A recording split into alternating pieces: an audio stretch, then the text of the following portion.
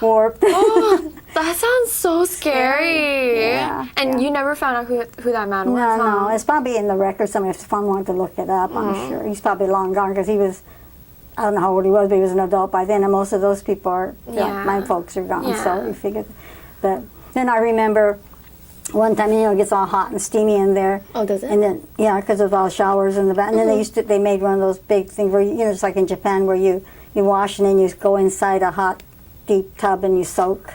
Oh, really? Yeah, that's what they do. You don't know about. What is it like that? Like those, like was there like coal or like I don't fire know on the how they bottom? use it, but it's just like you steep in there like hot. Oh, yeah, I think I know what you're talking yeah. about. Yeah, and it's like wooden, right? Yeah, so then you're clean though, because you just go in there because you wash outside. Anyway, my mother fainted. I remember my mother fainted In the tub? No, not. But she was. And so I remember this man, I don't know if this was in Heart Mountain or Tudor Lake, I can't remember. I just remember some man had to come in and carry, because none of the women could, carry her, So this man came in, he was a great big, he almost looked like a sumo wrestler kind of guy. And I don't know where my father was, so I don't know, but this man Was he Japanese? Yeah, he was one of the, probably the man that lived in our barrack or something. And I just vaguely remember him carrying her. Carrying her out. Yeah. So, but I think she just fainted from the heat, or I don't know. Then I'm thinking, well, maybe that was when she was pregnant with my second brother, because, Because she was pregnant with him. she must have been, because he was born in Heart Mountain, so it might have been that with the heat and everything. Yeah. But that's just funny little memories, you get. It's so interesting, though. Yeah. It's so interesting. So, what else do you remember about Heart Mountain, or even before you went to Heart Mountain? I don't remember anything about before. I just see pictures and I don't remember. Were you scared? What, Before you went? Like, do you remember if you were scared? Because I don't remember. And my mother never showed any, like, hysteria or like she wasn't crying or anything, and I thought, if it was me and had 3 little kids and had to pack up everything, and what you can carry is what you could take, and little ones can't carry, and then you lose your business, I thought I would be crying hysterically, exactly. Like, but she was real strong, I guess, or she just kind of, they call gaman, like you just. Yeah, so I've been interviewing a couple of people, and I've always asked them, like, how did you feel? Well, it depends on their age, if they're old enough to remember and realize what's going on. But I think when you're young, you don't know what's going. You don't know to be. And I don't remember that. It must have been a long train ride, because it takes probably days to get there. Wait, so you were in Pomona first, right? And you mentioned that one of your neighbors, Miss Roberts. Yeah.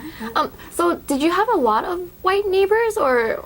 Well, back then it was just farmland, so I'm sure they weren't real close. It wasn't like close together like this. It was probably far, so I don't know if there was that many white neighbors like close by that befriended us, I don't know. But Miss Roberts was a close friend.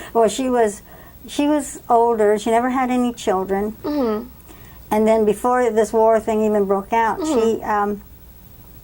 she formed a group called the Cherry Blossom. Did anybody mention that? No, not yet. Because I think all the Japanese girls, like my mother's, they were like teenagers, or before they got married. So, and there was, I guess, they couldn't join the Girl Scouts or Brownies or Blue or whatever they had. Those groups, American groups. Yeah. So she formed a group called Cherry Blossom, since they're all Japanese, because these were all Nisei girls that were born of Issei parents, and she formed a Cherry Blossom club or something, and they would meet and do things just like she was a very religious person. She was a really nice person, and she befriended all of the farmers and stuff.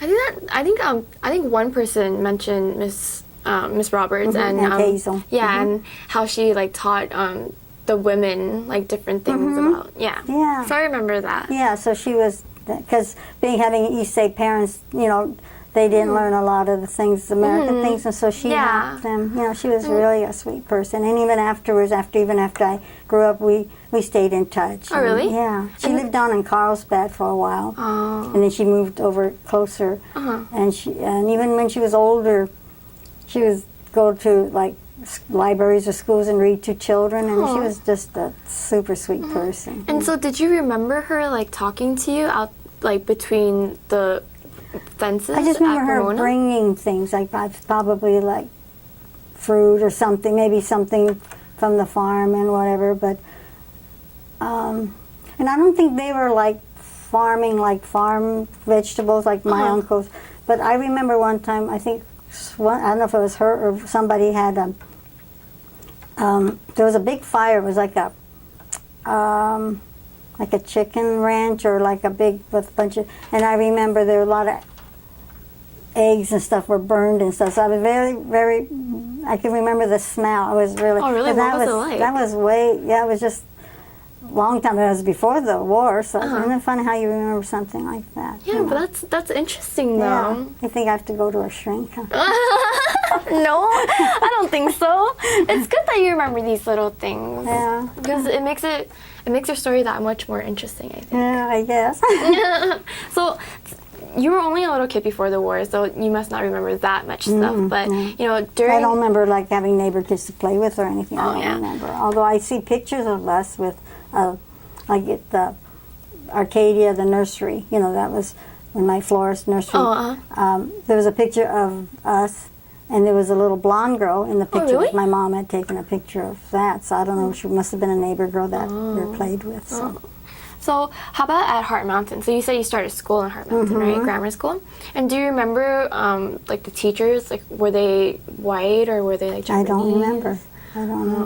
Although, I don't know, but vaguely back in my mind, I don't know if I'm just imagining this or reading it or something, but if you talk when you're not supposed to or something like that, and they would come and like pull your ear, which I think nowadays you can't do that, you know, or slap your hand with a ruler. Oh, really? They did that? So that might have been the Japanese school part, because I don't know if the regular school would do that. I don't know. But then... Oh, so they would pull on your ear as like a form of punishment? Yeah, they would just, I guess, to stop you from talking or something, if you're, you know. Did you remember that because they did that to you? Were you talking a lot?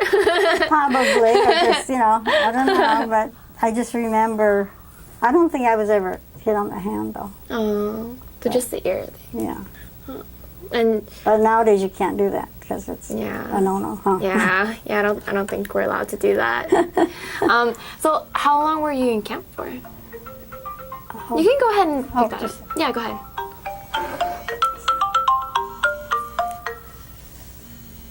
Irvine. Oh, it's probably not. Oh, stop.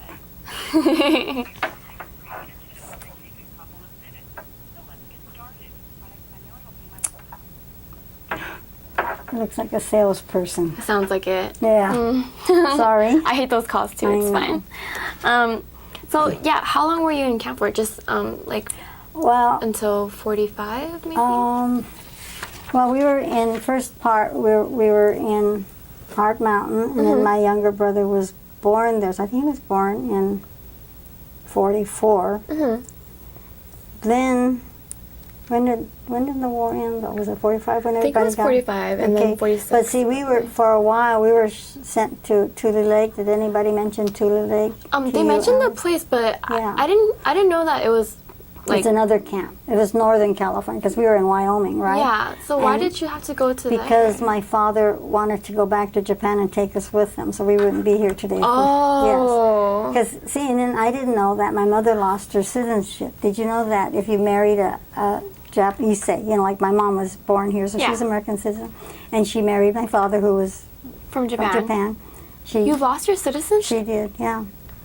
Now, we were born here, so I don't know if we lost, but she even after we come back to Southern California after the camp, they couldn't buy property. She couldn't, even as American, because they said she wasn't an American citizen, she couldn't buy a house or anything. What? So we lived on my uncle's ranch in an old house. Yeah. But my father was supposed to sign some kind of a declaration or something, allegiance to the United States or whatever. And he didn't, because he says, well, he didn't want like the way they treated the citizens. So he says, I'm going back to Japan, and he was taking it along with it. By this time, it was four children, because my youngest sister wasn't born yet. Wait. So they shipped us to, and I don't remember that trip at all. I guess must have been a train too. Went to Tule Lake, and we stayed there for a while, and then they released us from there. And we came down to Southern California with only like $25 a person or something like that. Whoa. Okay, I have a question. Because, so I remember you saying that so the FBI came and knocking on your door, and then they took your father away, right? So how did you get reunited with your father? He was able, I guess they kept him for, and other people, they tell them about their uncles or fathers or whatever. The same, it wasn't, and probably because they're from Japan or they were something, they thought they were a threat. They thought they were like spies or they were going to be a threat to the country. Yeah. So then they released them, and he joined us in He was in Heart Mountain. Yeah, but I don't know when. I have nothing. I'm really bad about time, and at that age, you know, you wouldn't remember. But wow, so that must have been really hard on your mom. Because she to do all that by herself until he was able to join. Yeah, I don't know how long he was kept there, but so that was kind of a traumatic thing for them, you know. Yeah. So that's why he wanted to take us and go back to Japan. So we would have been raised there, although we would have been American citizens. Wait, so then how come he changed his mind? Well, because my mother said, well, her family were being released and they were coming back here. You know, was her family with your family at the time at Heart Mountain? Yeah, they were all in Heart Mountain in the same area. You know. So, and they were all released and they were coming back to Southern California. So both her parents and her brothers and one sister, there was a younger sister, and they're all coming back here. And she said her family was here, so she didn't want to just raise us over there alone in Japan, which she, you know, she was born here, so she refused. So he says, okay. So then he must have signed something because by the, you know, they were ready to put him on a boat. You know? Really? Yeah, because he signed that thing, and he wasn't a citizen yet. He didn't become a citizen until, I think it was in grammar school, I think, and he became a naturalized citizen. He took the class, and so I guess he forgave them. I'm sure he probably had to, Oh, yeah. I mean, you know, we were all, and then my youngest sister was born after we got out of camp. You know, so. And so do you remember your little brother being born in camp? Like, were you there with your mother? I don't remember that. I don't remember that. So did you hang out with your siblings in camp, or where were your siblings? I don't know. Isn't that funny? I don't remember. We just all lived in this one room that was probably this size. Oh, really? You know? Yeah, it was. And the whole family. It was like no partitions, nothing. There's no bathroom, no kitchen, anything. You just sleep there, and then you eat in the mess hall, and you go to the bathroom. Was it cold? I remember, because coming from Southern California, we never had snow, and I remember in Heart Mountain, and when you're pretty little, and walking in steep snow, you know, and I had to like walk in other people's footsteps because the snow was so deep. Really? Yeah, because I never experienced snow before, and it was cold there. Was it fun to experience snow, or did you not like it? No, I just remember icicles hanging, you know, like. Oh, were they? Yeah, so you could suck on them like icicles. I don't know how clean they were. And then I remember it was windy, and I remember we flew kites. Oh. We made our own kites with paper and those sticks, you know, the old-fashioned kind with the tail. You know, had to tie a tail to it, and it was real windy, so there's a lot of open space, so we used to fly kites. I remember that. Oh, wow. Yeah. What else did you do for fun there? Not much else. I don't remember doing any. I didn't swim or anything, so I don't remember doing anything else. So you went from Heart Mountain to Tudor Lake. Then came back to. When did you stay with your uncle? And we lived behind this church in Almonte. Yeah. Right now it's called Sage United Methodist Church. It was a Methodist church. It wasn't called that before. It was just a Japanese Methodist church. In a classroom, right? In the classroom behind there. They had their service in their living room. It was a house with a living room. And it was Reverend Yokoi. Yokoi. Y-O-K-O-I. And then he and his wife, and we stayed in the classroom behind them. You know, it was like an old building with just tar paper. Tar paper? Yeah, it was just covered. It wasn't a regular like stucco or wood or anything. And I don't know how long we lived there. And then my uncles were ranching out in like West Covina, Puente area. You know, and so they had this property, and there was this old shack, old house there. So we moved in. We lived there on his ranch. So were your uncles doing well at the time? Well, they both were farming. They were like they got their land, so they were farming. So they had their land. Yeah, so they each had their home, and so we lived in this right in the middle of the field was this old house. So we lived there all the grammar school and high school years, almost till I think my senior year. Then then my folks bought the house in El Monte, so they moved.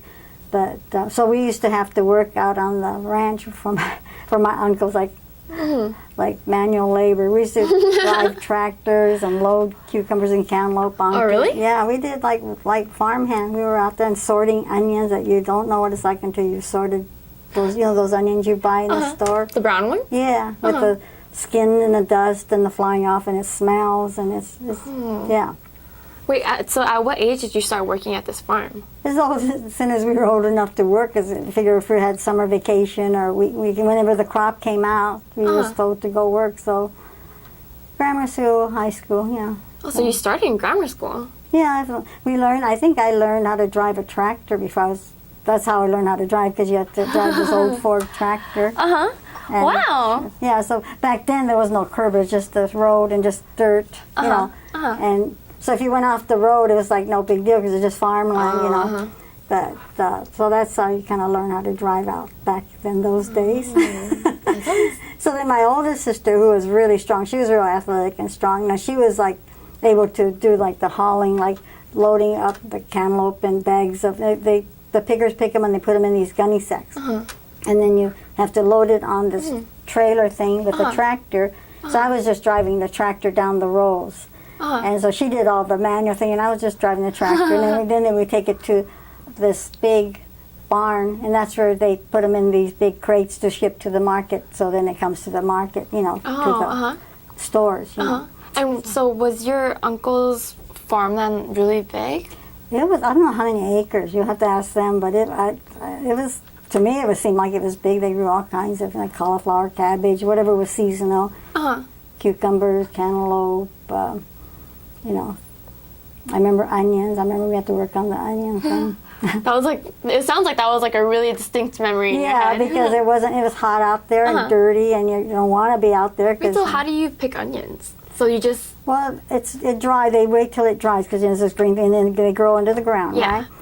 And then I think it dries, and they must dig it up with some kind of machine or something, or pull them up. And then there's the tall part just kind of dries up.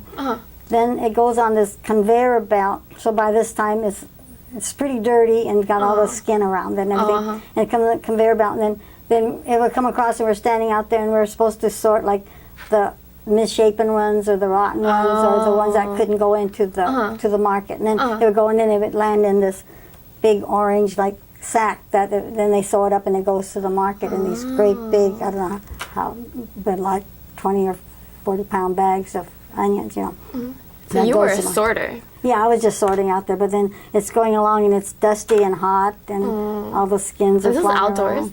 Yeah, it's on the middle of the field, farm, because you're going down where all the onions are growing, Yes. Then, if you grab a rotten one, so it's pretty bad. Were there rotten ones often? Oh, yeah. They're just, it happens, It's not, by the time you get them in the store, they don't look like that. And what was the easiest crop for you? What was like the easiest season? You knew you liked that crop because it wasn't as hard as onions. Oh, that was like planting cauliflower or cabbage. That was easy? Yeah, because you sit behind, the tractor is going along, and you're sitting facing backwards, and there's this planter thing. I don't know how to explain it to you, but it's like you have this bunch of like little plants, like cabbage or cauliflower. They look about the same, and they're like about this long, and they have the roots on it, and they're like starter plants, and they can't plant them real close together because like they grow, cabbage stuff grows big, so you get them, and you sit behind this wheel that's like, as it comes in front of you, it opens up. It's like rubber wheel or something, like two rubber things, and so then when it gets in front of you, you're supposed to put it in like leafy part first, so then when it goes around, the stem part is going into the ground. You know what I mean? Like it's rolling around. Yeah. So as it's wheeling around, you're throwing it in there, and it's spaced every so many inches or whatever, the right space, right? And then it's going, and something is digging a trench, and then as it goes on, it goes root first down, and so you're just sitting there, and you could almost fall asleep because you're standing there getting mesmerized doing this, And I don't think you're sheltered then because it's out in the hot sun, but that's more of a cooler plant, though. I think but that was, that wasn't as hot, and it was just not as, you know, dirty and physical. But we did that kind of stuff. Yeah. And so all your brothers and sisters, and was your mom also working on the field? Then my mom used to go help my father with the gardening because he was gardening. So we lived on my uncle's ranch, but then my father still gardened in Arcadia. And so she went with him a lot. So then sometimes she would help with the uncle's ranch, you know. And then my aunts were all made to work out there, or asked to work. I don't know, I shouldn't say made, but they helped. Everybody worked, you know. And all those my cousins, as soon as they got old enough. But see, we were the older of all the cousins. There's a lot of cousins, but my uncles didn't get married till later, so my sister and I, we were one of the older ones. But I think by the time my younger sister was growing up, because she's 9 years younger than I am, and I think by that time, I don't remember her working out there like we did. Because by then, by that time, these other boy cousins were old enough, and maybe they were working, you know, where we were the oldest ones and we were fit, so we were asked to work out there, since we were living on their ranch and in their house, you know, So how long would you say that you guys were on that ranch? Maybe like a couple of years? Or oh, no, it was... just a couple months? I mean, living on my uncle's ranch? Oh, it was... well, I went to Bassett Grammar School. Oh, Bassett. I remember someone mentioning that. And probably beans. When we lived behind the church in Almonte, I went to this Columbia Grammar School. But I think I was in the 3rd grade then. I must have been only like a short time, because when we went to Bassett, I think by that time I was in the 4th grade. So 9, 10 years. Because I was held back when I got out of camp. Oh, yeah. They held me back because they said I was immature. Because of the camp situation, I wasn't. And I think I spoke a lot of Japanese because, you know, being with everybody's Japanese. Yeah, so I was held back, so I was older, but I remember starting 4th grade at Bassett. So I graduated from Bassett Grammar School, and then some of the, being where it is, some of them went from Bassett, went to Almani High School, and we went to Puente High School. It was called Puente, now it's La Puente, but back then it was just Puente High School. So I went there and graduated there. But then the year before I graduated, my senior year, my folks were finally able to buy this house in Almonte, where the house is still there now. So senior year, you guys moved to Almonte. But I think I just drove still because it was my last year, so I drove back to Puente High School. Oh, so you had a car? Yeah, I drove. I don't know, it was a family car, but I drove. And can you tell me what was school life like? School life? Grammar school was, the first year when we just got out of camp in Almonte, it was kind of scary. It was frightening because because we were still pretty much enemies, you know, because it wasn't very long after we were released, and so